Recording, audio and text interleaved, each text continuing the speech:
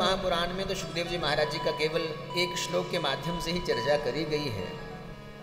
संत कहते हैं कौशिकी संहिता में सविस्तार श्री सुखदेव जी महाराज जी का वर्णन मिलता है। इसमें बताया कि महाराज सुखदेव जी महाराज जो हैं ये श्री राधा रानी के बड़े प्रिय लाडले शुक हैं। महाराज भगवान की कथाओं का विस्तार करने के लिए संसार में इनका आगमन हुआ। जब आए भी हैं तो महाराज ऐसे ही नहीं आए हैं जनसाधारण की तरह। महाराज वेद व्यास जी महाराज जी की जो पत्नी है पीटिका, एक दिन महाराज जब भाई ले रही थी तो सूक्ष्म रूप धारण करके उनके गर्भ में प्रविष्ट हो गए। महाराज संत कहते हैं महाराज 12 वर्ष तक उनके गर्भ में बैठे रहे। महाराज 12 साल गर्भ में बैठे रहे। महाराज गर्भ से खूब महाराज वेदों की ध्वनि आती है मैया को। वेद व्यास जी महाराज प्रार्थना करते हैं कि पुत्र समय हो गया, प्रकट हो जाओ। कहा नहीं महाराज मैं प्रकट नहीं होऊंगा। क्यों? कहा महाराज मैं यहीं पर ठीक हूं, भगवान का ध्यान करता हूं। यदि मैं संसार में आ गया महाराज, संसार में आते ही भगवान की ये जो माया है ये मुझे ऐसा घेरेगी कि मैं महाराज भगवान का ध्यान नहीं कर पाऊंगा, भगवान को मैं भूल जाऊंगा। इसलिए महाराज मैं संसार में नहीं आना चाहता। महाराज गर्भ गीता में वर्णन आता है महाराज, जब हम मां के गर्भ में होते हैं उस समय 100 जन्मों का हमें ज्ञान होता है हमने कब क्या किया। महाराज किस जन्म में हमने कौन सा कर्म किया, किस कर्म के करने से हमें क्या पाप बना और उस पाप का फल हम कहाँ पर जाकर कैसे भोगा। महाराज सारा स्मरण होता है।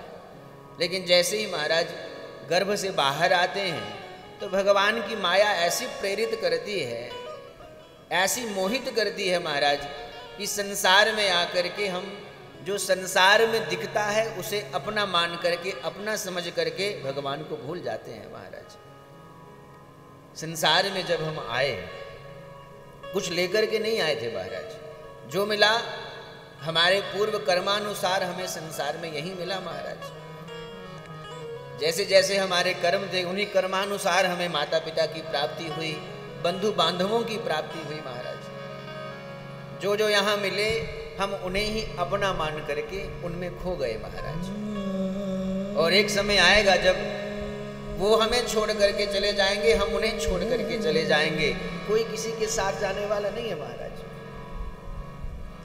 वेद व्यास जी महाराज कहते हैं पुत्र आ जाओ, समय हो गया। कहा नहीं महाराज मैं नहीं आऊंगा।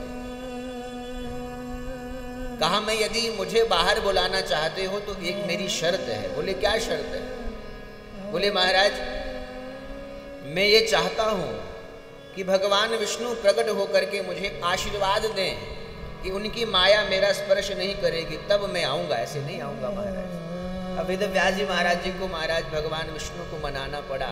भगवान विष्णु आए, आकर के वचन दिया हे पुत्र तुम प्रकट हो जाओ, मेरी माया तुम्हें स्पर्श भी नहीं कर पाएगी। महाराज इसलिए श्री सुखदेव जी महाराज जी का एक नाम ब्रह्मराज भी है। महाराज भगवान ने वचन दिया तो 12 वर्ष के बाद सुखदेव जी महाराज प्रकट हुए और प्रकट होते ही 12 वर्ष के हो गए। महाराज और जैसे प्रकट हुए एक बार भी माता पिता की ओर नहीं देखा। महाराज मेरे माता कौन है, पिता कौन है, सीधा महाराज जंगल की ओर जाने लगे। अब वो जंगल की ओर जा रहे हैं, उसी समय का ये स्मरण श्री सूत जी महाराज कर रहे हैं। यम प्रव्रजंत मनुपेतम अपेत कृत्यम, कहा जिनका अभी यज्ञ विविध संस्कार भी नहीं हुआ है, जो उत्पन्न होते ही जंगल की ओर जाने लगे हैं, जिन्हें देख करके द्वैपायनो विरह कातर आजुहाव। द्वैपायन श्री वेद व्यास जी महाराज पीछे जाते हुए पुकार रहे हैं पुत्र कहाँ जा रहे हो, रुक जाओ रुक जाओ रुक जाओ। लेकिन महाराज एक बार भी मुड़ करके नहीं देखा उन्होंने पीछे। महाराज कहा महाराज पुत्र पुत्र कह करके पीछे भाग रहे हैं। लेकिन महाराज सुखदेव जी महाराज ऐसे सर्वभूत हृदय हैं, सभी प्राणियों के हृदय में निवास करने वाले हैं कि उनकी ओर से वो तो कुछ नहीं बोलते, लेकिन उनकी ओर से तरवो भी नेदु, वृक्षों ने उत्तर देना प्रारंभ किया कि हे वेद व्यास जी महाराज, आपका एक बालक जंगल की ओर जा रहा है और आप ऐसे पुत्र मोह में पड़े हुए हैं, अरे हमारे तो नित्य प्रति इतने पत्ते टूट कर गिरते हैं, इतने फल गिरते हैं, हम कभी आपकी तरह मोहित होकर के नहीं पुकारते महाराज।